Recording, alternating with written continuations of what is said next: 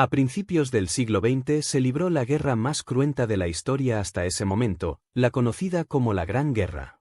Repasamos cómo empezó el conflicto, qué bandos se enfrentaron, qué papel jugaron Alemania e Inglaterra en el desarrollo de la guerra, qué batallas fueron decisivas para decantar la balanza del lado de la Entente. Conocida también como la Gran Guerra, la Primera Guerra Mundial fue uno de los conflictos más letales de la historia, un enfrentamiento que se extendió por tierra, mar y aire y que abarcó prácticamente la totalidad del viejo continente. De hecho, sus efectos fueron devastadores. En tan solo 4 años, desde el 28 de julio de 1914 al 11 de noviembre de 1918, la guerra dejó tras de sí más de 10 millones de militares muertos y más de 6 millones de víctimas civiles. En aquella contienda perdería la vida el 60% de los combatientes, pero a esta tremenda cifra hay que añadir también un gran número de desaparecidos y aquellos que resultaron heridos o mutilados. En aquel devastador conflicto se vieron involucradas un gran número de potencias militares e industriales, que se dividieron en dos grandes alianzas. Por un lado estaba la llamada Triple Alianza, formada por el Imperio Alemán y el Imperio Austrohúngaro y el Reino de Italia, que no obstante se acabaría uniendo al bando contrario tras el inicio de las hostilidades. Por otro lado se encontraba la conocida como Triple Entente, que estaba compuesta por el Reino Unido, Francia y el Imperio Ruso. Ambas alianzas sufrirían cambios sustanciales, y no fueron pocas las naciones que se acabarían uniendo a las filas de uno u otro bando según avanzaba la guerra. Por ejemplo, Japón y Estados Unidos se unieron a la Triple Entente, mientras que Imperio Otomano y Bulgaria lo hicieron a la Triple Alianza. España, por su parte, mantuvo su posición de neutralidad durante toda la Primera Guerra Mundial. Orígenes y causas de la Primera Guerra Mundial. Pero, ¿qué desencadenó la Gran Guerra? La principal razón hay que buscarla en la rivalidad económico-colonial que en aquella época existía entre las grandes potencias, así como en las reivindicaciones nacionalistas por parte de Alemania, la cual consideraba que debía ejercer un papel aún más hegemónico a nivel mundial debido a su elevado desarrollo industrial. En aquellos momentos, Europa era el centro económico, político y cultural del mundo. Sin embargo, el viejo continente parecía no compartir los mismos objetivos.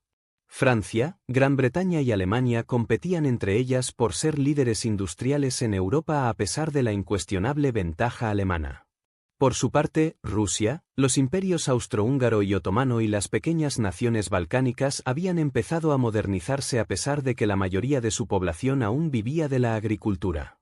La rivalidad económico-colonial que en aquella época existía entre las grandes potencias, así como las reivindicaciones nacionalistas por parte de Alemania fueron los detonantes de la contienda. Así, la principal causa del estallido de la Primera Guerra Mundial debería buscarse tanto en la necesidad de hegemonía política y económica de las principales potencias industriales, Francia e Inglaterra por un lado y Alemania por otro, como en la exaltación nacionalista en los diferentes conflictos territoriales.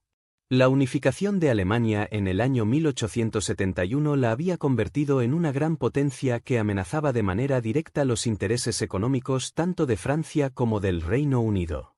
Alemania se hallaba en plena búsqueda de nuevos mercados y pretendía ampliar su imperio colonial, todo lo cual ya había provocado tensiones, puesto que el reparto que habían diseñado Francia y Gran Bretaña distaba mucho de las pretensiones que tenía Alemania en aquellos momentos.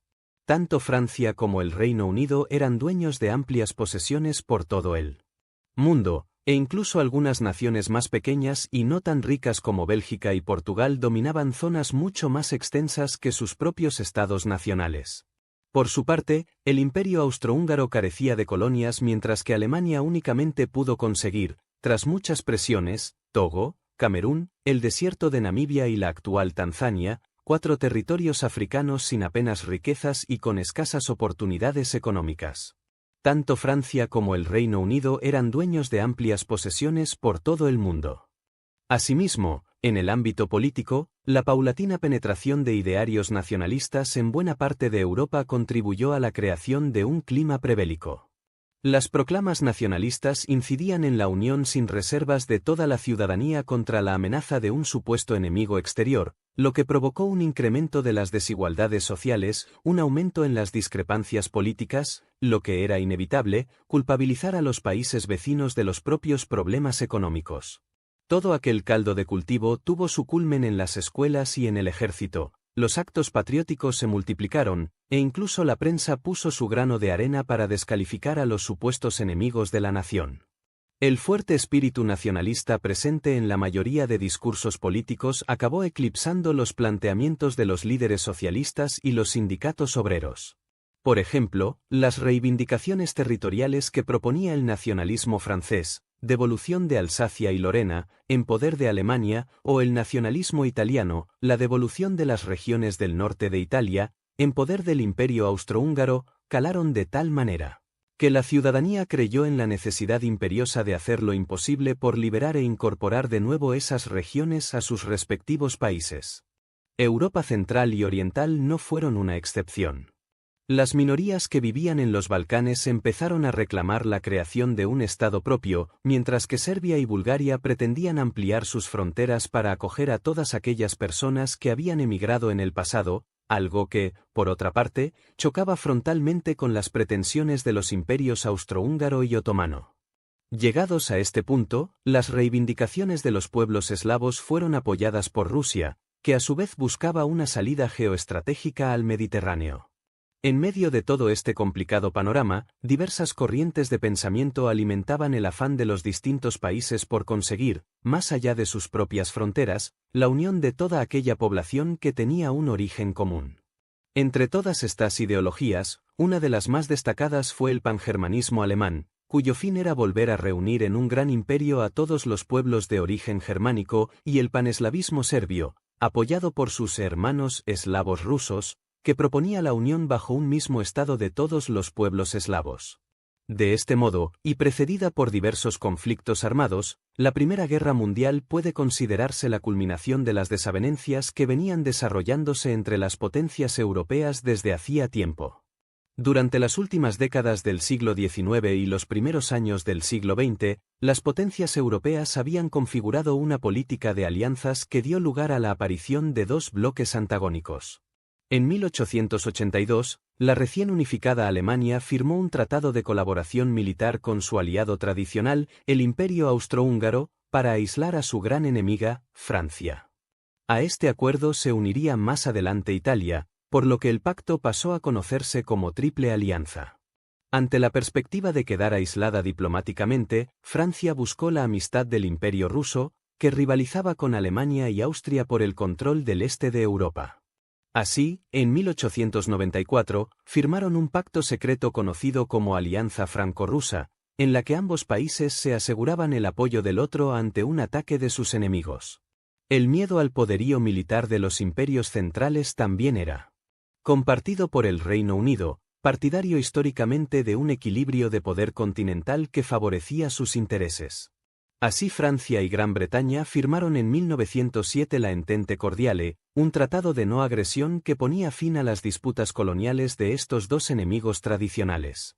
Estos pactos cristalizaron en 1907 en la Triple Alianza, por la que Francia mantenía sus responsabilidades con Rusia y Gran Bretaña se comprometía a mantenerse neutral en caso de conflicto ruso-alemán. La paz armada, en realidad una escalada armamentista que duró entre 1871 y 1914. Así, antes del estallido de la Primera Guerra Mundial, la mayoría de gobiernos hizo grandes inversiones para fortalecer y modernizar sus ejércitos, a los que se dotó de los últimos avances armamentísticos con la excusa de la defensa. Este periodo fue conocido como la Paz Armada, en realidad una escalada armamentista que duró entre 1871 y 1914, y que no estuvo exenta de algunas graves crisis como la que provocó el dominio de Marruecos, 1905 a 1911, y que se resolvió en contra de Alemania y a favor de Francia, que contaba con el apoyo del Reino Unido.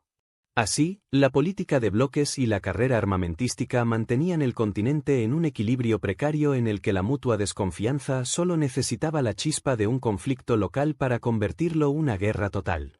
Finalmente, la mecha prendió en los Balcanes, convertidos en un polvorín y en el principal objeto del deseo del Imperio austrohúngaro, que al carecer de colonias y de una salida al mar vio en este territorio un gran mercado por conquistar. Por ese motivo, los austríacos no veían con buenos ojos las aspiraciones serbias de reunificar a todos los pueblos eslavos. Aunque no solo ellos, el Imperio Otomano, que durante siglos había controlado la zona, quería seguir conservando su prestigio e influencia en la región. Por su parte, Rusia, que anhelaba una salida al mar Mediterráneo, se erigió en la gran defensora de los eslavos. Todo ello llevaría a que entre 1912 y 1913 se desatase la Guerra de los Balcanes, un conflicto que incluso tras el estallido de la Primera Guerra Mundial seguiría abierto. La detonación del polvorín europeo tendría lugar el 28 de junio de 1914, cuando el archiduque Francisco Fernando de Austria, acompañado de su esposa Sofía, visitó Sarajevo, la capital de Bosnia. A su llegada, un grupo de 6 militantes de la Organización Revolucionaria Joven Bosnia, un grupo juvenil de la organización secreta Mano Negra, llamados Kjetko Popović, Muhamed Mehmed Bey, Nedeljko Abrinovi, Trifko Grave, Vaso Ubrilovi y Gavrilo Princip, se habían reunido en la calle por donde estaba previsto que pasara la comitiva del archiduque con la intención de asesinarlo. En el preciso momento en que la comitiva se cruzó con Abrinovi, este lanzó una granada contra el coche en el que viajaban el archiduque y su esposa, pero incomprensiblemente falló. Algunos de los espectadores resultaron heridos, pero la comitiva continuó su marcha y una hora más tarde, cuando la pareja real se dirigía a un hospital para visitar a los heridos por el atentado, la comitiva se equivocó de ruta y giró por una calle donde, casualmente, se hallaba apostado otro de los conjurados, Gavrilo Princip. Al ver el coche del archiduque, Princip disparó sin pensarlo contra Francisco Fernando y Sofía, causándoles la muerte.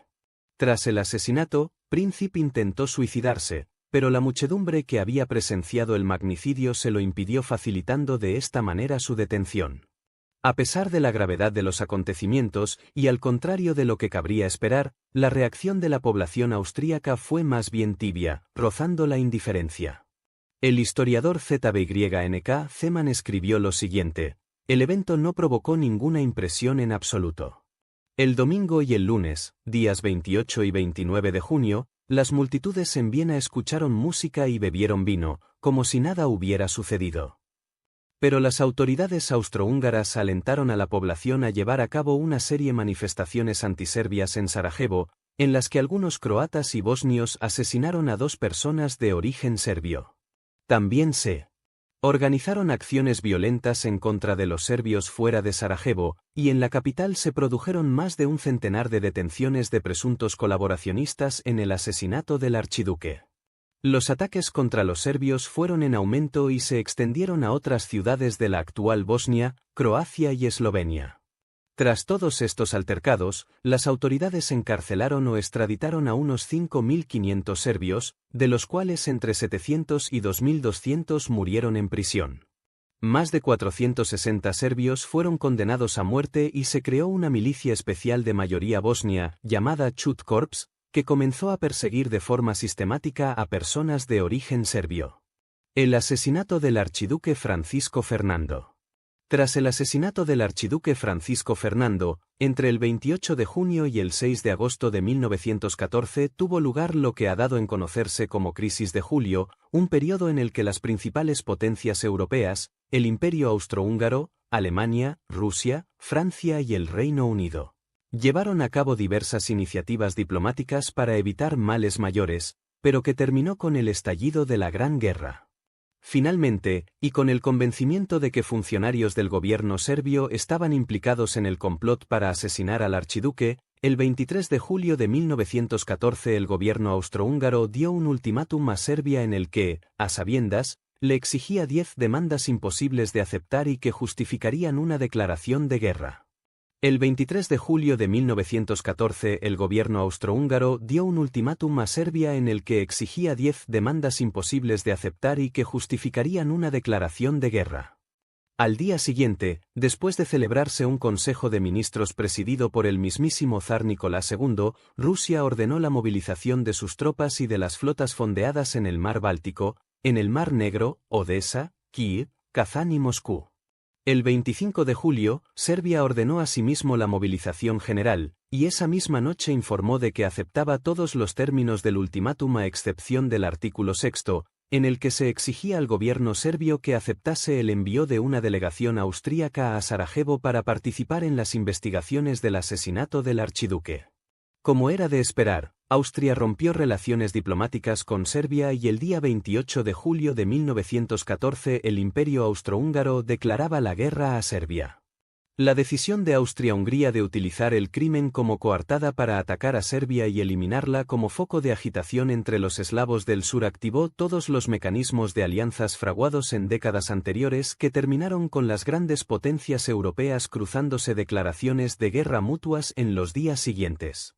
El 29 de julio de 1914, Rusia acudió en ayuda de Serbia y declaró, de forma unilateral y haciendo caso omiso de los acuerdos militares franco-rusos, la movilización parcial de su ejército contra el Imperio Austrohúngaro.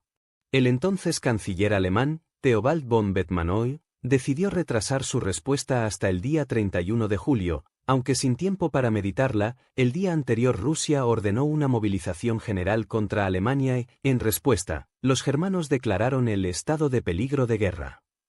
El Kaiser alemán Guillermo II pidió a su primo, el zar Nicolás II de Rusia, que detuviera la movilización general de su país, y ante la negativa de este, Alemania respondió con un ultimátum a Rusia en el que exigía la desmovilización de su ejército y el compromiso de no apoyar a Serbia. Asimismo se envió otro ultimátum a Francia en el que se pedía al país galo que no apoyase a Rusia si ésta salía en defensa de Serbia.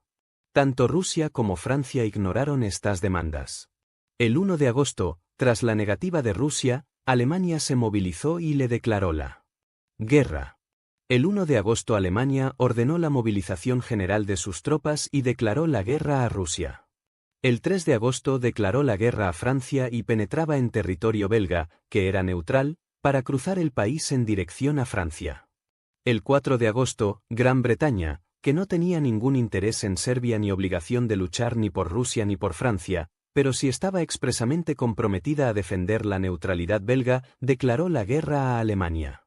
Ese mismo día, el Imperio Austrohúngaro ordenaba la movilización general de su ejército y al día siguiente declaraba formalmente la guerra a Rusia. Finalmente, Francia y Gran Bretaña declararían la guerra a Austria-Hungría el 10 y el 12 de agosto, respectivamente. Durante los primeros compases de la guerra, el avance alemán parecía imparable. Alemania cruzó fácilmente el territorio belga en dirección a Francia. Bajo el mando del general Helmut von Moltke, el ejército alemán acabó con la resistencia belga y en pocos días se adentró en suelo francés. A finales de agosto, las fuerzas expedicionarias británicas se encontraban ya en retirada y durante el primer mes de guerra las bajas francesas superaban las 260.000. La estrategia alemana permitía libertad de acción a los oficiales ante los posibles imprevistos que pudieran presentarse en primera línea del frente, pero aquella libertad acabaría llevándolos al fracaso. El general Alexander von Kluck desobedeció las órdenes y abrió una brecha en el ejército alemán en pleno avance hacia París. Fue entonces cuando los franceses, comandados por el general Ferdinand Foch, aprovecharon la circunstancia para detener el avance alemán al este de París en la primera batalla del Marne, que tuvo lugar entre el 5 y el 12 de septiembre de 1914, obligando a los germanos a retroceder más de 50 kilómetros. Aquella decisiva victoria, en la que las tropas de refuerzo francesas llegaron al frente gracias a los taxis parisinos, acabó por completo con la idea de los alemanes de llevar a cabo una guerra rápida que los acercara hasta la capital de Francia. Tras el fracaso del plan alemán dio comienzo la llamada carrera hacia el mar, una toma de posiciones entre Alsacia y la costa belga en el Mar del Norte. Los alemanes llevaban la iniciativa y escogían mejores posiciones donde detener su avance. Normalmente se asentaban en lugares elevados y las trincheras que ya empezaban a cavarse estaban mejor construidas que las de sus contrincantes, ya que, inicialmente, la Entente pensó que serían temporales y un paso previo para poder atacar las defensas alemanas. Con el paso del tiempo, y con los nuevos combates que se estaban librando desde el río Marne hasta el Atlántico, el frente occidental se estabilizó encontrándose ambos bandos en una linde de tierra de unos 800 kilómetros que se extendía desde Suiza hasta la ciudad belga de Ostende, en la costa del Mar del Norte. Mientras tanto, en el frente oriental, Alemania tenía que hacer frente a la ofensiva lanzada por el ejército ruso, cuyas tropas, mal entrenadas y peor pertrechadas, fueron derrotadas por los generales Paul von Hindenburg y Erich Ludendorff en la batalla de Tannenberg, 26 al 30 de agosto de 1914. Pero las numerosísimas bajas sufridas por los rusos finalmente no fueron en vano, ya que esa derrota posibilitó el éxito del ejército francés en el frente occidental. Los galos obligaron al general alemán Helmut von Moltke a trasladar diversas divisiones desde el frente occidental para frenar la ofensiva rusa. Así, sería la ausencia de aquellas divisiones lo que permitió a los hombres del general Foch inclinar a favor de Francia la balanza de la victoria en la batalla del Marne. A tenor del desarrollo de los acontecimientos, a finales de 1914, y ante los insignificantes avances de tropas en la llamada Guerra de Movimientos, que consistía en rápidas movilizaciones de grandes contingentes para aplastar al enemigo, todos los bandos daban por hecho que la guerra sería larga. Alemania había fracasado en su objetivo de evitar una guerra indefinida y en dos frentes, lo que equivalía a una derrota táctica. En ese sentido, el príncipe Guillermo de Prusia declaró a un periodista estadounidense: «Hemos perdido la guerra, continuará por mucho tiempo, pero ya la hemos perdido». Fue entonces cuando los estados mayores de ambos bandos empezaron a prepararse para una guerra de posiciones, que no era otra cosa que una guerra de desgaste que se prolongaría prácticamente hasta el final de la contienda. La tregua de Navidad, 24 de diciembre de 1914. Así, en diciembre de 1914, tras casi medio año de guerra, los contendientes seguían peleando con dureza en los campos de batalla de Bélgica y de Francia. Ocultos en sus trincheras anegadas por la lluvia e infestadas de ratas, prácticamente sin provisiones y muchos de ellos enfermos, los alemanes y los británicos luchaban por una franja de tierra en la que día a día se iban acumulando los cuerpos de los camaradas abatidos a tiros. Sin prácticamente saber ni en qué día estaban, llegó la Nochebuena de 1914 y en varios puntos del frente occidental los soldados alemanes instalaron árboles iluminados en el interior de sus trincheras, algo que los soldados británicos acabaron por imitar. Aquel alto el fuego espontáneo, llevado a cabo por unos jóvenes que echaban de menos su hogar y a sus familias y que solo querían volver a casa, se conoció como la tregua Navidad de la Primera Guerra Mundial. Llegó la Nochebuena de 1914 y en varios puntos del frente occidental los soldados alemanes instalaron árboles iluminados en el interior de sus trincheras. A pesar de los edictos promulgados durante la contienda que prohibían los actos de confraternización entre soldados enemigos, aquella tregua surgió de manera espontánea entre la tropa, según afirma el historiador estadounidense Stanley Weintraub en su libro Silent Night, The Remarkable Christmas Truce of 1914. Así, los que hasta hacía un minuto se estaban matando, empezaron a gritarse frases como: «Tú no disparar, nosotros no disparar». Los jóvenes se deleitaron mutuamente cantando villancicos que por unas horas sustituyeron a los silbidos de las balas. Otros muchos se atrevieron incluso a salir de sus trincheras para estrecharse la mano y fumarse un pitillo juntos. Muchos también acordaron que aquella tregua seguiría en vigor durante día de Navidad para verse de nuevo y también para poder enterrar a sus muertos. Cada bando ayudó al contrario a cavar tumbas y se llevaron a cabo ceremonias en memoria de los caídos. Incluso en una de ellas un capellán escocés hizo una lectura bilingüe de un salmo.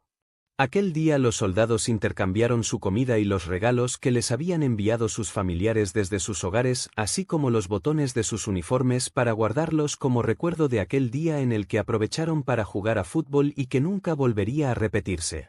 La batalla de Galípoli, 1915. El tiempo fue pasando, y a principios de 1915 ambos bandos construyeron complejas líneas de trincheras que recorrían serpenteantes los cientos de kilómetros de frente. Las defensas se mejoraron con alambre de espino, un obstáculo que frenaba los avances masivos y que ninguno de los contendientes lograría penetrar de manera decisiva. Al quedar protegidos del alcance de las ametralladoras enemigas, la capacidad armamentística, morteros, lanzagranadas, lanzallamas, muy especialmente en cuanto a artillería pesada se refiere, se convirtió en la dueña incontestable del campo de batalla. Con todo, los altos mandos no lograron desarrollar una táctica que pudiese romper las posiciones enemigas sin dejar tras de sí un reguero de muertos en las propias filas. Pero con el tiempo, se lograría producir nuevas armas ofensivas como los carros de combate o el gas venenoso, elementos que darían una vuelta de tuerca al desarrollo de la Primera Guerra Mundial. El tiempo fue pasando, y a principios de 1915 ambos bandos construyeron complejas líneas de trincheras que recorrían serpenteantes los cientos de kilómetros de frente. Con diversos frentes abiertos por todo el viejo continente, así como en Asia y África, la Entente había sufrido numerosas bajas en el Marne y en la primera batalla de Ypres, y para aliviar la presión se decidió abrir un nuevo frente. A principios de enero de 1915, Winston Churchill quiso dar un golpe de efecto atacando la península de Galípoli, Turquía, con la idea de abrir un paso para suministrar armamento a los rusos e incitar a Rumanía y Bulgaria a prestar ayuda a Serbia y abrir un tercer frente contra el Imperio austrohúngaro.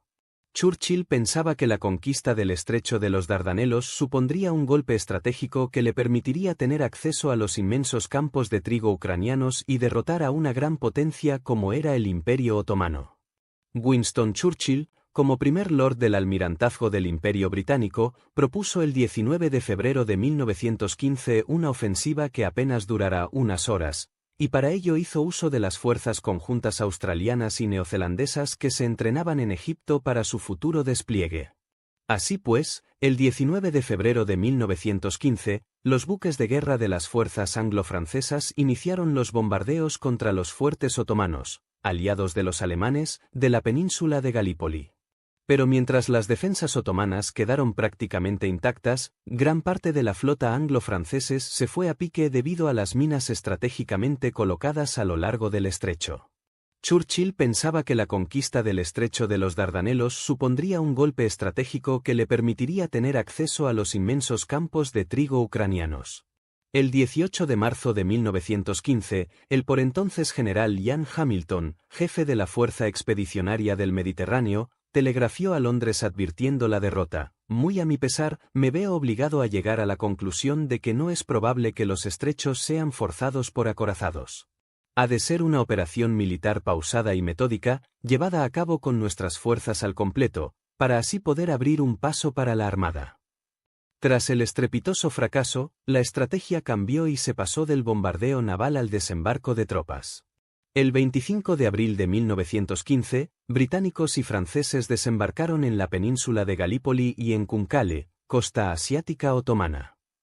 200 buques mercantes escoltados por 11 navíos de guerra transportaron una fuerza de desembarco compuesta por 78.000 británicos y 17.000 franceses.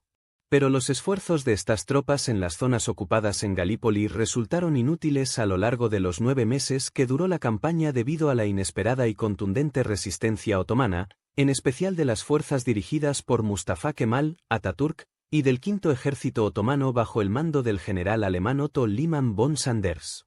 La operación, en la que participaron más de 500.000 soldados, acabaría el 9 de enero de 1916 con la evacuación anfibia de todas las unidades. La batalla de Galípoli supuso un enorme desastre ya que causó la muerte de casi 500.000 de soldados. Otra de sus consecuencias fue el cese de Winston Churchill como primer lord del almirantazgo del Imperio Británico. El empleo de las armas químicas durante la Primera Guerra Mundial. Mientras tanto, en el frente, a medida que la guerra de trincheras iba avanzando, ambos bandos empezaron a evaluar sus opciones de victoria. El encargado de supervisar las operaciones alemanas era el jefe del Estado Mayor Erich von Falkenhayn, que prefería concentrarse en ganar la guerra en el frente occidental ya que consideraba que se podía conseguir la paz por separado con Rusia. Aquel enfoque contrastaba con el del general Paul von Hindenburg, que deseaba, por el contrario, dar un golpe decisivo en el este. A pesar de ello, Falkenhayn planificó una operación contra Ypres, una ciudad situada en el oeste de Bélgica, que tenía que dar comienzo en el mes de abril. Falkenhayn buscó desviar la atención del enemigo durante el movimiento de tropas hacia el este y asegurar de este modo una posición más dominante en Flandes, así como probar una nueva arma, el gas venenoso. Aunque los gases lacrimógenos ya se habían utilizado contra los rusos en enero en la batalla de Bolimov, en la segunda batalla de Ypres hizo su debut el letal gas de cloro. En el frente, a medida que la guerra de trincheras iba avanzando, ambos bandos empezaron a evaluar sus opciones de victoria. El jueves 22 de abril de 1915, un globo de color rojo ascendió por encima de las trincheras alemanas y una bengala del mismo color fue la señal para que, a primeras horas de la tarde, Ypres, una población del Flandes occidental belga y enclave estratégico en la larga línea de trincheras que separaba los ejércitos enemigos, se convirtiera en el tristemente célebre primer testigo de la utilización de gas venenoso. En un frente de alrededor de 6,5 kilómetros, los soldados alemanes abrieron los grifos de más de 5.700 bombonas presurizadas de gas de cloro que tenían preparadas desde hacía ya varias semanas. En pocos instantes se liberaron 168 toneladas métricas de cloro que el viento del nordeste se encargó de empujar hacia las posiciones que ocupaban las tropas francesas y las argelinas. En un principio, los comandantes franceses creyeron que aquello era una cortina de humo que usaban los alemanes para avanzar y ordenaron a sus tropas que se preparasen para repeler el ataque. Pero aquel no era el mismo tipo de humo al que los soldados estaban acostumbrados, era una nube tóxica de color gris verdoso que rápidamente fue envolviéndolo todo provocando ceguera, tos, náuseas violentas y fuertes dolores de cabeza y pulmonares a todos aquellos que tenían la desgracia de respirarlo. En poco más de una hora, unos 10.000 hombres presas del pánico huyeron en desbandada, dejando abierta una brecha de más de 2 kilómetros que los alemanes aprovecharon para dividir a las tropas enemigas y poner en peligro a más de 50.000 soldados que estaban atrincherados en otras posiciones. Pero los alemanes, sorprendidos por el éxito del ataque, reaccionaron con lentitud y la primera división canadiense tuvo el tiempo justo de taponar de manera heroica la brecha dejada por sus compañeros en retirada. 2 días más tarde, fueron los propios canadienses los que sufrieron un nuevo ataque con gas, pero los oficiales lograron descubrir a tiempo que se trataba de gas de cloro y ordenaron a sus hombres que mojasen trapos con agua o con su propia orina y los mantuvieran en sus bocas para intentar neutralizar sus terribles efectos. A pesar de que murieron 1.500 canadienses, estos lograron mantener las posiciones. Una nube tóxica de color gris verdoso rápidamente fue envolviéndolo todo provocando ceguera, tos, náuseas violentas y fuertes dolores de cabeza y pulmonares. Con todo, las víctimas mortales causadas por el efecto directo del gas de cloro durante la segunda batalla de Ypres no fueron excesivamente elevadas. El gas no resultó letal para muchos soldados, aunque sí que dejó desorientados y vulnerables a muchos frente a las ametralladoras o frente a los francotiradores, que acabaron con sus vidas cuando salieron huyendo.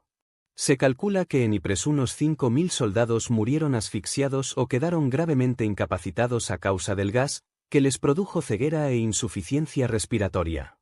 Aquel no sería desgraciadamente el único ataque con gas que tendría lugar durante la Primera Guerra Mundial, de hecho, los franceses ya habían realizado uno y los alemanes incluso 3, pero sus efectos habían sido tan inocuos que nadie sospechó que se estaba empleando gas para acabar con sus vidas. A pesar del éxito del ataque con gas en la segunda batalla de Ypres, los alemanes no lograron que los enemigos retrocediesen más que unos pocos kilómetros. Además, aunque los germanos tuvieron 35.000 bajas frente a las 60.000 enemigas, el curso de la batalla, e incluso de la guerra, no se vio alterado. De hecho, el empleo del gas en el frente occidental durante la Primera Guerra Mundial resultó finalmente un grave error táctico por parte del Estado Mayor alemán, ya que los vientos en la zona soplan normalmente del oeste, así que cuando británicos y franceses respondieron con la misma moneda, los alemanes sufrieron más los estragos del gas que sus enemigos. La nueva y letal arma obligó a todos los países en contienda a desarrollar protecciones para defenderse de los diversos tipos de gas que se iban desarrollando. Se estima que gracias a ello se pudieron salvar muchas vidas. Del millón de soldados que durante la Primera Guerra Mundial sufrieron ataques con gas murieron alrededor de 91.000 hombres. El hundimiento del Lusitania, 7 de mayo de 1915. Pero los enfrentamientos no fueron solo por tierra. El mar también se convirtió en un gigantesco campo de batalla. En el año 1915, los submarinos alemanes desplegados en las gélidas aguas del Atlántico intentaban por todos los medios poner coto al tráfico comercial en dirección a Gran Bretaña. En su afán por combatirlos, el primer lord del almirantazgo, que entonces era Winston Churchill, dio la orden de camuflar los buques de guerra como si de barcos mercantes se tratara. El resultado fue que los submarinos alemanes, tras torpedearlos, abandonaban a la tripulación a su suerte una vez alcanzado su objetivo. Así, unos días antes de que el Lusitania, el mayor y más lujoso transatlántico del momento, se hiciera a la mar, la embajada alemana había publicado en varios periódicos norteamericanos el siguiente anuncio. Se recuerda a los viajeros que tengan la intención de cruzar el Atlántico que existe el estado de guerra entre Alemania y sus aliados y Gran Bretaña y sus aliados, que la zona de guerra incluye las aguas adyacentes a las islas británicas y que, según advertencias formales del gobierno imperial alemán, los barcos que lleven la bandera de Gran Bretaña, o de cualquiera de sus aliados, son susceptibles de ser destruidos en estas aguas y que los pasajeros que viajen a la zona de guerra en barcos de Gran Bretaña o de sus aliados lo hacen por su cuenta y riesgo. Se recuerda a los viajeros que tengan la intención de cruzar el Atlántico que existe el estado de guerra entre Alemania y sus aliados y Gran Bretaña, anunció la embajada alemana en Estados Unidos. Tras ser informado de este hecho por el almirantazgo, William Turner, capitán del Lusitania, había dado la orden de redoblar la vigilancia. Pero cuando llegó a la altura de las costas de Irlanda no encontró ningún buque de la Royal Navy para escoltarlos hasta el puerto. A pesar de ello, tomó la decisión de proseguir la ruta para llegar a Liverpool cuanto antes. A las 2 horas del 7 de mayo de 1915 la fatalidad hizo que un submarino U-20 de la Marina alemana al mando del capitán Walter C. se cruzara con el transatlántico cuando regresaba a su base tras haber consumido casi todo el combustible. Después de haber hundido ya otros buques, al submarino tan solo le quedaba un torpedo en los tubos de lanzamiento. A través del periscopio, uno de los marineros, Walter Wieger, divisó un enorme barco que navegaba por estribor. En el cuaderno de bitácora se anotó lo siguiente: un 4 chimeneas y 2 mástiles. Parece ser un buque de pasajeros de grandes dimensiones. Al final, la decisión de atacar el navío se retrasó 10 minutos, el tiempo justo para que el cielo se abriera ante ellos. Aprovechándose de la lenta velocidad del transatlántico, el U-20 se colocó frente al objetivo a una distancia de unos 700 metros y fue entonces cuando se dio la orden de disparar el último torpedo de que disponían. El informe oficial dejó anotado lo siguiente: impacto detrás del puente. La nave se detiene y escora rápidamente. Al mismo tiempo se hunde a proa. Tras el impacto, el Lusitania tan solo pudo arriar 6 de sus 48 botes salvavidas. El único impacto había sido tan devastador que tan solo 18 minutos más tarde, el enorme transatlántico se hundía para siempre en las gélidas aguas con sus 1.192 ocupantes, entre los que se contaban 94 niños y 35 bebés, que murieron en el que se ha considerado como el mayor desastre marítimo ocurrido en el transcurso de la Primera Guerra Mundial. Impacto detrás del puente. La nave se detiene y escora rápidamente. Al mismo tiempo se hunde a proa, decía el informe oficial. La magnitud de la tragedia conmocionó enormemente a la opinión pública del Reino Unido y de Estados Unidos, que era de donde procedía la mayoría de los pasajeros fallecidos. Aquella fue la primera ocasión en la que se habló de crimen de guerra. Aunque en realidad, el Mar del Norte, lugar donde se produjo el hundimiento, había sido declarado zona de guerra por los propios británicos, que eran partidarios de hundir cualquier embarcación con pabellón alemán, aunque ésta solo transportara alimentos. Esta estrategia se apoyaba en el poderío naval británico, que imponía su gran superioridad en los mares.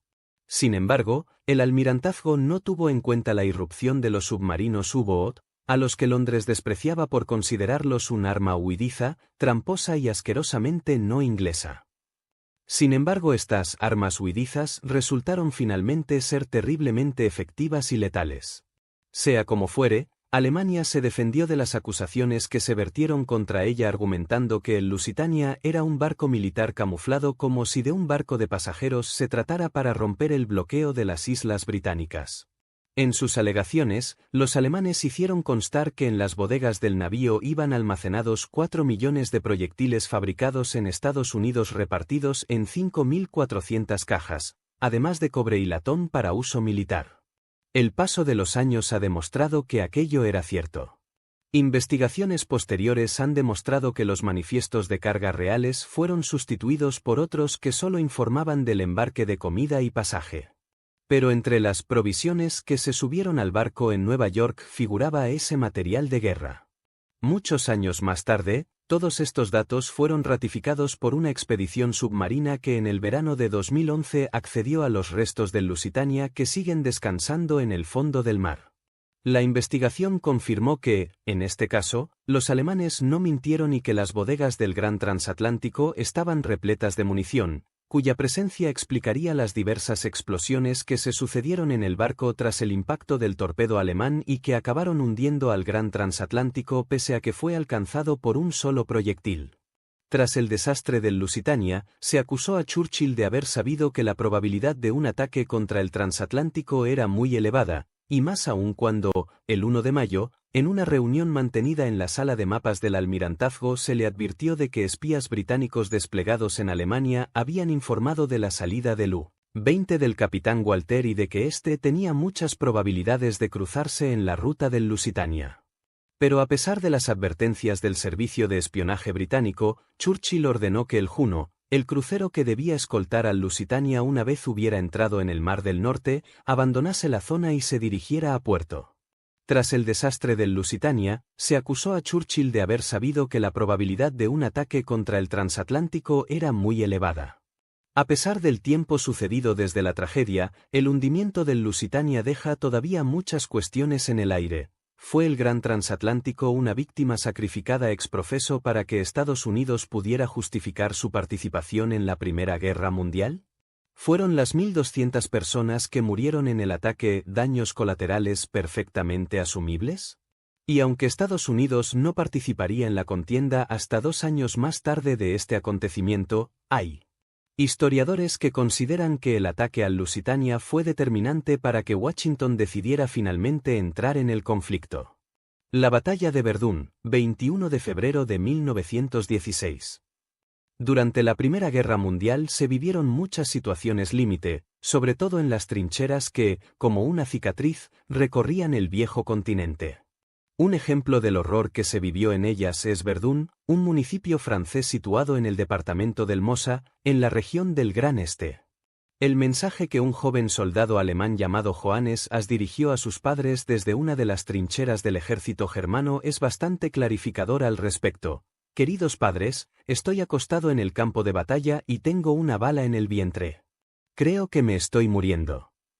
El 18 de diciembre de 1916 marcaría el final de aquella terrible carnicería, que había dado comienzo 9 meses atrás, el 21 de febrero de 1916. En aquel triste escenario, en las trincheras donde tantos jóvenes vivieron y murieron, ahora reina el silencio, convertidas en ejemplo de lo que nunca más debería volver a pasar.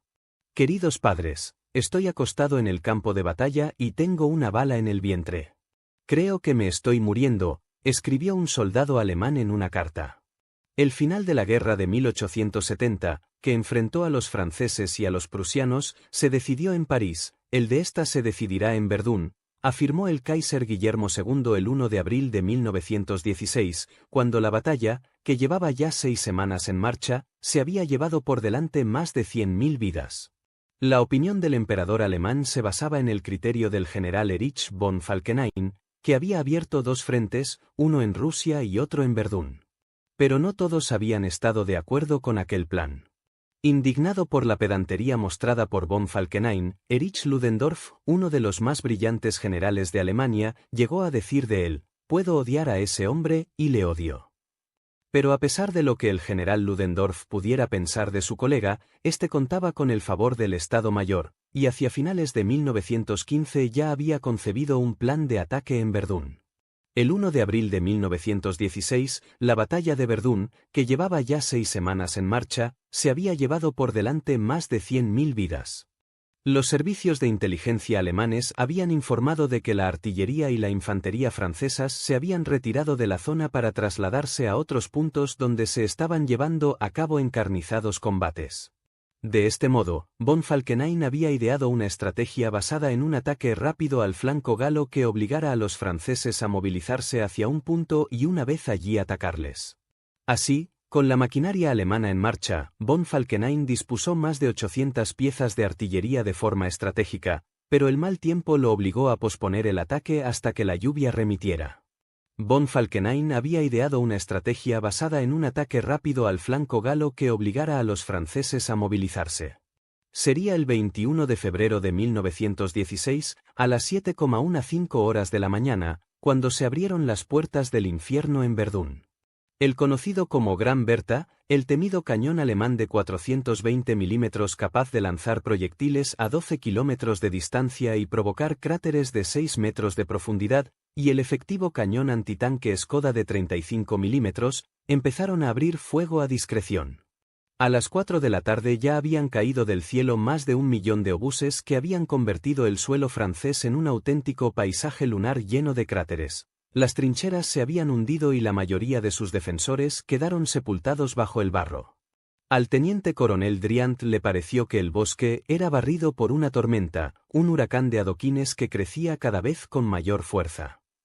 Y eso solo ocurrió durante el primero de los 302 días que duraría la cruenta batalla. El 21 de febrero de 1916, a las 7:15 horas de la mañana, se abrieron las puertas del infierno en Verdún. El pintor y paisajista alemán Franz Marc, que se había alistado como voluntario unos años antes, escribió sobre lo que vivió en Verdún: «He visto las cosas más terribles que puede concebir la imaginación humana». A Marc, un obús lo destripó el 4 de marzo durante uno de los terribles bombardeos que se producían a diario. Pero la crónica de aquella carnicería constante continuó de la mano de un soldado francés encargado de una ametralladora. La trinchera dejó de existir, había quedado sepultada. Estábamos agachados dentro de los agujeros hechos por los obuses, el lodo de cada explosión nos enterraba cada vez más. Nuestros propios soldados heridos o ciegos caían sobre nosotros rugiendo y gritando. Morían salpicándonos con su sangre. El 10 de abril, el capitán Cochin describió en una carta los primeros días del asalto: «Regreso de la prueba más dura de mi vida, 4 días y 4 noches, 92 horas, los 2 últimos días sumergido en barro helado, bajo un terrible bombardeo, sin otro refugio que la estrechez de la trinchera que aparecía incluso demasiado ancha, ni un agujero, ni una cueva. Nada. Llegué allí con 175 hombres, he regresado con 34, varios de ellos enloquecidos». Después de aquel ataque llovió sin parar durante 12 días. La crónica oficial alemana decía lo siguiente: «El agua en las trincheras nos llegaba por encima de las rodillas, no había ni una cueva que pudiera proporcionar un acomodo seco». El número de enfermos crecía de manera alarmante. El comandante alemán Erich von Falkenhayn había creído que las fuerzas francesas se desangrarían durante los bombardeos, pero lo que no pudo prever es que durante el avance de la infantería ésta quedaría desprotegida de la artillería y que la lluvia y la nieve convertirían los bosques de Verdún, arrasados por los obuses, en una gigantesca piscina de barro que no permitía el avance de los pesados cañones alemanes. Por su parte, el encargado de organizar la defensa francesa fue el general Philippe Pétain, el cual ideó un sistema basado en la logística. Mantuvo abierta la arteria principal que llegaba a Verdún, por la que circulaban diariamente 6.000 camiones que abastecían de alimentos a toda la población durante el asedio alemán. Conocida más tarde como la Ruta Sagrada, fue el propio Pétain quien dijo a su Estado Mayor: «On les aura». «Les cogeremos». Pero la frase más famosa salió de la boca de su segundo al mando, el general Robert Nivelle, que arengó a sus hombres al grito de «Ils ne passeront pas», «no pasarán». Pétain coincidió en Verdún con Charles de Gaulle, por entonces un joven capitán de 25 años, que a pesar de ser uno de los primeros en caer herido fue condecorado por sus audaces escuchas de las trincheras enemigas. Tras recuperarse, y de nuevo en el frente, de Gaulle logró sobrevivir a ataques con bayoneta, metralla, una mina y con gas. Asimismo fue capturado por los alemanes y protagonizó 5 intentos de fuga. El encargado de organizar la defensa francesa fue el general Philippe Pétain, el cual ideó un sistema basado en la logística. Pero las múltiples historias que se sucedieron durante la cruenta batalla no fueron solo protagonizadas por seres humanos. No menos coraje que estos demostró Satán, un cruce de galgo y de colie que había sido entrenado como perro mensajero. En una ocasión, una de las posiciones francesas estaba siendo masacrada por la artillería alemana y apenas les quedaba munición. De pronto, los desesperados soldados franceses vieron una extraña silueta negra que atravesaba rauda las líneas enemigas hacia su posición. Era Satán con una máscara de gas, unas alforjas y un mensaje atado al cuello. En ese momento, una bala alemana lo alcanzó en una pata y el perro cayó, pero volvió a levantarse, cojeando, continuó su avance hasta las trincheras francesas. El mensaje decía: «Por el amor de Dios, Aguantad. Mañana enviamos refuerzos. En las alforjas que Satán llevaba atadas al lomo había asimismo 2 palomas mensajeras. Los soldados anotaron las coordenadas de la artillería alemana y las enviaron con las aves. Una de ellas fue abatida, pero la otra logró llegar a su destino, y así la artillería francesa consiguió silenciar definitivamente a la alemana y liberar a los suyos. No menos coraje que los propios soldados demostró Satán, un cruce de galgo y de Collie que había sido entrenado como perro mensajero. Finalmente, el 18 de diciembre de 1916, en plena víspera de Navidad, los cañones enmudecieron por fin. Los alemanes detuvieron su avance. Verdún finalmente se había salvado, pero a un precio descomunal: 700.000 bajas, 305.000 muertos y 400.000 heridos, repartidas casi a partes iguales entre los 2 bandos. El consumo de munición durante los primeros 7 meses ascendió nada menos que a 24 millones de proyectiles, 9 pueblos enteros habían sido borrados del mapa y el paisaje quedó absolutamente calcinado. Los 4 millones de proyectiles que cayeron sobre la colina de Mort-Homme, donde ahora se erige un monumento conmemorativo, la convirtieron en un volcán de lodo y rocas. Aunque los bosques replantados en la década de 1930 han crecido y ocultan la mayoría de los cráteres provocados por los obuses, los actuales visitantes aún pueden contemplar un panorama selenita moldeado por unos 50 obuses por metro cuadrado. De hecho, 100 años después, el público tiene aún prohibido el acceso a unas 800 hectáreas de bosque, conocidas como Sound Rouge, debido al peligro de que los millones de proyectiles que cayeron y no explotaron en su momento puedan hacerlo por accidente. El Département du Déminage, Departamento de Remoción de Minas, estima que en las colinas y bosques alrededor de Verdún quedan todavía 12 millones de obuses sin detonar. En su momento, la prensa se hizo amplio eco de la batalla de Verdún. Quizás uno de los reporteros que mejor supo describir aquel horror fue Agustí Calvet-Gaciel, el enviado del periódico español La Vanguardia, que en su crónica escribió lo siguiente: en una fosa yacen un montón de cadáveres. Su visión es horrible.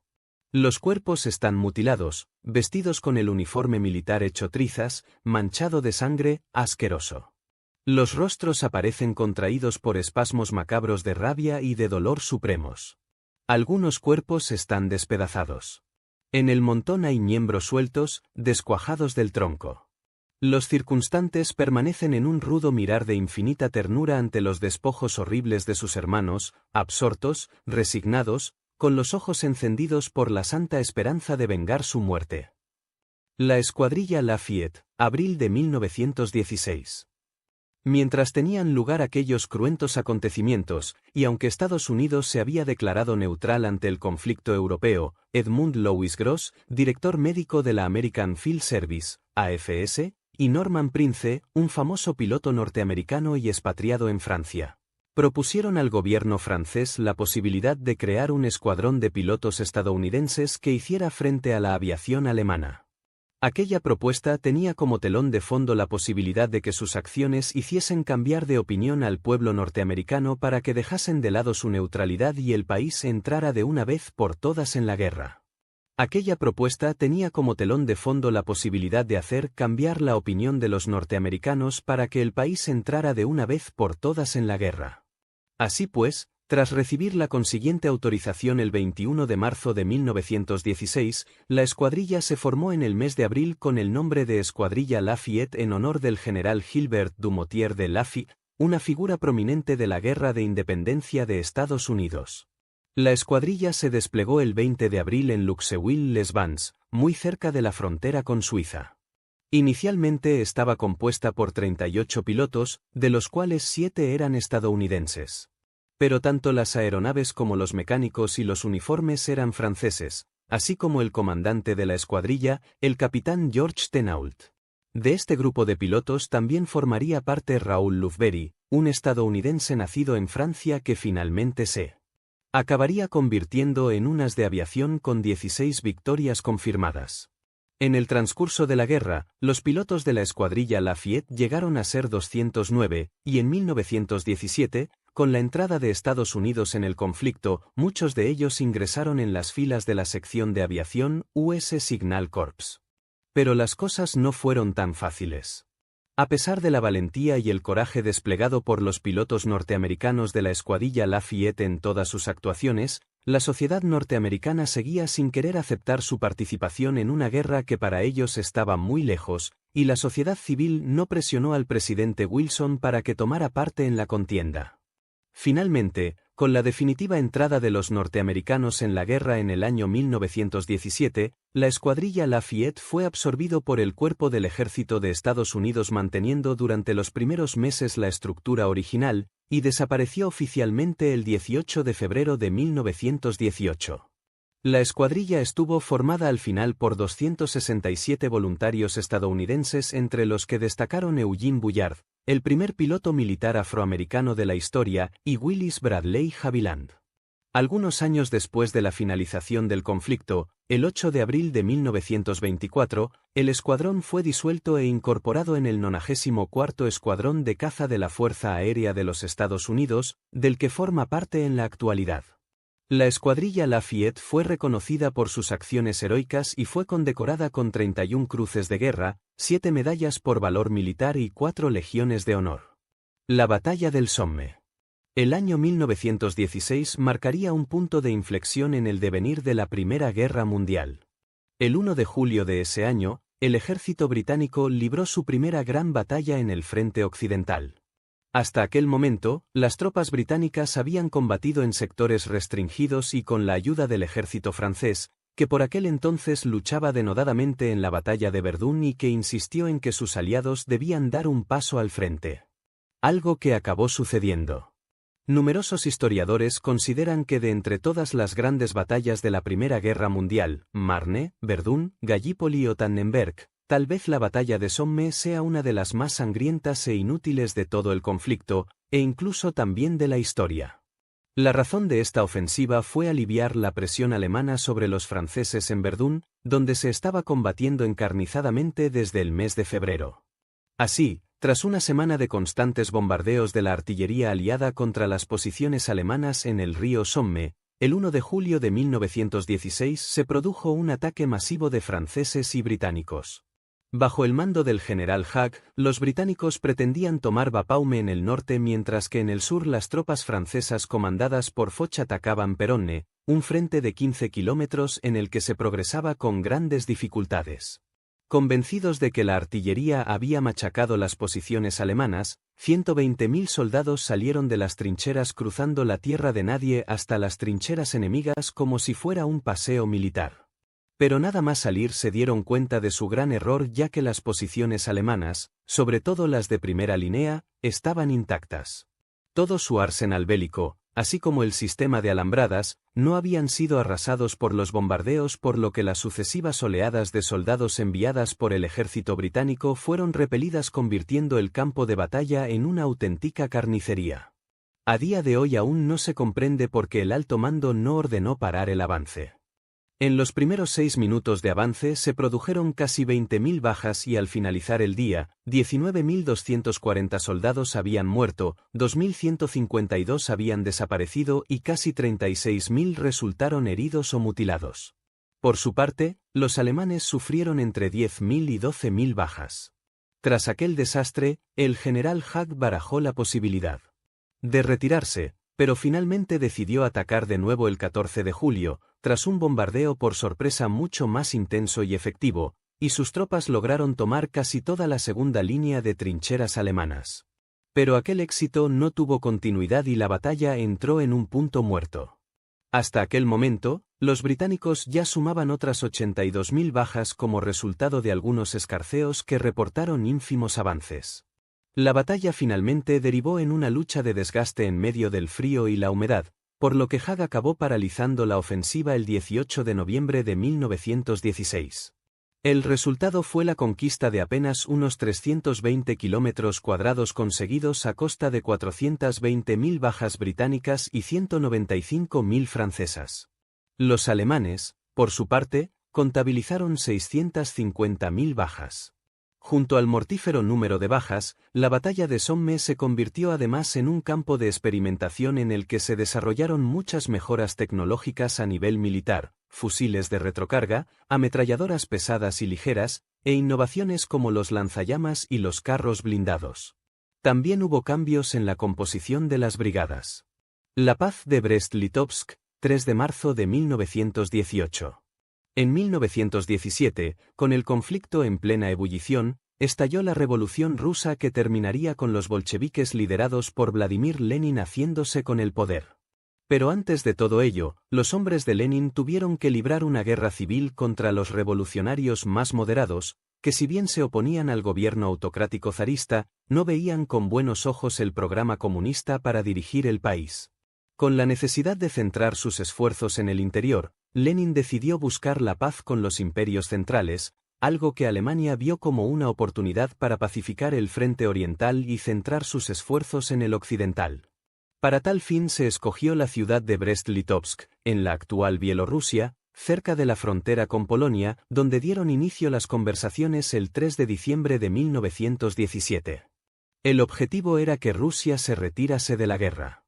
Rusia, ahora en manos de los revolucionarios, envió a Brest-Litovsk al por entonces comisario del pueblo para asuntos exteriores, León Trotsky, y al diplomático y revolucionario Adolf Hofe. La delegación alemana estaba encabezada por el secretario de Estado de Exteriores, Richard von Kuhlmann, y por el general Max Hoffmann, quien tenía prisa por firmar la paz para acercar a sus tropas al frente occidental antes de la llegada del ejército estadounidense. Los rusos, en cambio, estaban dispuestos a seguir luchando para no ceder Polonia Oriental, Lituania y Ucrania, tal como exigían los alemanes, así que las negociaciones se estancaron hasta principios de 1918. En 1917, con el conflicto en plena ebullición, los bandos vieron la necesidad de intentar pacificar el frente oriental. Rusia había sido ese año el escenario de un cambio de régimen.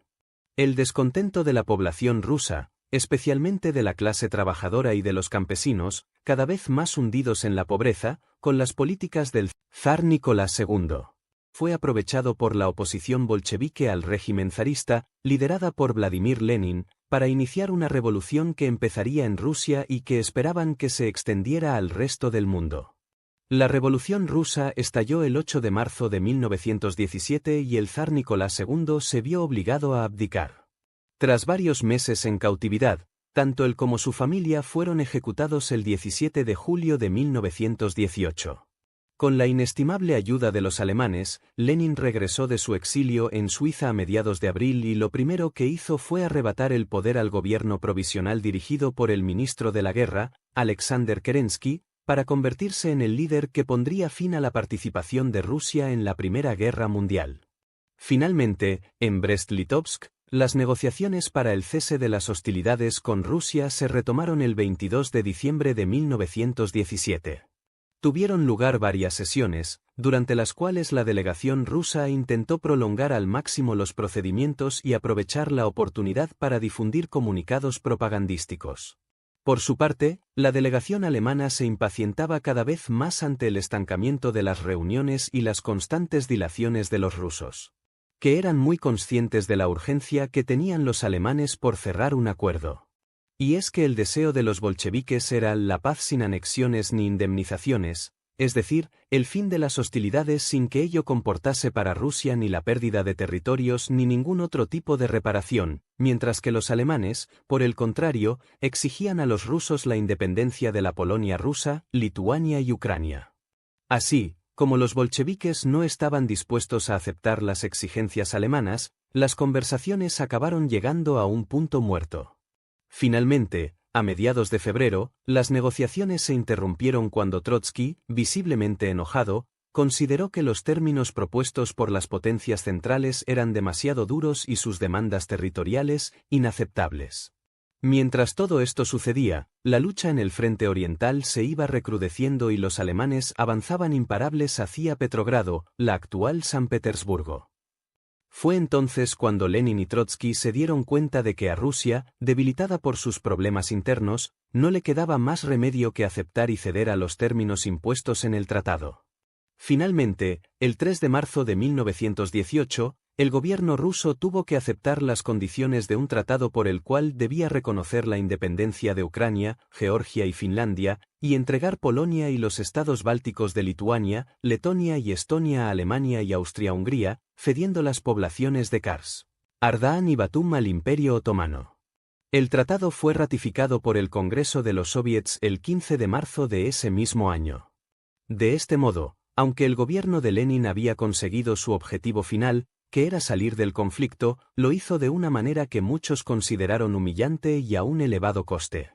Las pérdidas totales constituyeron más de 2,5 millones de kilómetros cuadrados, unos 55 millones de habitantes y una enorme disminución en las reservas de carbón, petróleo y hierro, además del compromiso ruso de pagar 6.000 millones de marcos en indemnizaciones de guerra. El 3 de marzo de 1918, el gobierno ruso tuvo que aceptar las condiciones de un tratado por el cual debía reconocer la independencia de Ucrania, Georgia y Finlandia, y entregar Polonia y los estados bálticos. Lenin definió con amargura la firma del tratado como ese abismo de derrota, desmembramiento, esclavitud y humillación, y Trotsky se vio incapaz de afrontar la tremenda humillación de rubricarlo. En un clima de creciente confusión, el Petrogradskoe Echo, un periódico vespertino, informó de que los trabajadores de la fábrica de armamento de la ciudad rusa de Tula consideraron la firma como un acto de traición y afirmaron que era destructivo para el movimiento proletario internacional y profundamente perjudicial para los intereses de los trabajadores rusos, la revolución y la economía rusa en general. Brest-Litovsk se convertiría en el combustible que incendiaría aún más la confrontación entre el ejército blanco y el ejército rojo durante la guerra civil que se desencadenó en Rusia, que se prolongaría entre el 6 de noviembre de 1917 y el 17 de junio de 1923. Pero la desconfianza entre las partes era cada vez mayor. Al final, ante la posibilidad de que Alemania incumpliese los términos del tratado y pretendiera invadir Rusia, las demás potencias decidieron intervenir. La armada francesa llegó al puerto de Odessa y las tropas británicas se desplazaron a Murmansk, mientras que los japoneses enviaron a su ejército al lejano oriente ruso. En una reunión del Comité Ejecutivo Central celebrada en abril, Lenin afirmó: sí, la paz a la que hemos llegado es inestable en su máxima expresión, el respiro obtenido por nosotros se puede romper cualquier día. Pero afortunadamente para el régimen soviético, Alemania perdió la guerra y, a pesar de que el tratado finalmente fue abolido, Polonia, los estados bálticos y Finlandia no volvieron a manos rusas tras la firma del Acuerdo de Paz en Versalles en 1919. La desconfianza entre las partes era cada vez mayor. Ante la posibilidad de que Alemania incumpliese los términos del tratado y pretendiera invadir Rusia, las demás potencias decidieron intervenir. De hecho, Ucrania y Bielorrusia acabarían cayendo bajo control bolchevique en el transcurso de la Guerra Civil Rusa, y durante los siguientes 20 años, la ya Unión Soviética trabajó para recuperar los territorios que se habían perdido tras la firma del tratado. 3 meses después del inicio de la Segunda Guerra Mundial, concretamente el 30 de noviembre de 1939, los soviéticos se enzarzaron en otro conflicto, la llamada Guerra de Invierno, con el objetivo de recuperar Finlandia. El 23 de agosto de 1939, la Unión Soviética había firmado un pacto de no agresión con la Alemania nazi conocido como Pacto Molotov-Ribbentrop, en virtud del cual la Unión Soviética se anexionaba los estados bálticos y la zona oriental de Polonia tras la invasión alemana. El armisticio de Compiègne, 11 de noviembre de 1918. Pero mucho antes de que todo esto sucediera, a principios de 1918, Alemania se sentía invencible. Rusia se había retirado de la contienda tras la firma del Tratado de Brest-Litovsk con los alemanes y el estallido de la revolución bolchevique. Y aunque Estados Unidos participaba ya en el conflicto, el alto mando norteamericano enviaba muy pocos efectivos a Europa. Así pues, el 21 de marzo de 1918, el ejército alemán lanzó la ofensiva de la primavera, Kaiserslacht, y consiguió adentrarse en territorio enemigo. Su objetivo era llegar hasta París y derribar el gobierno francés.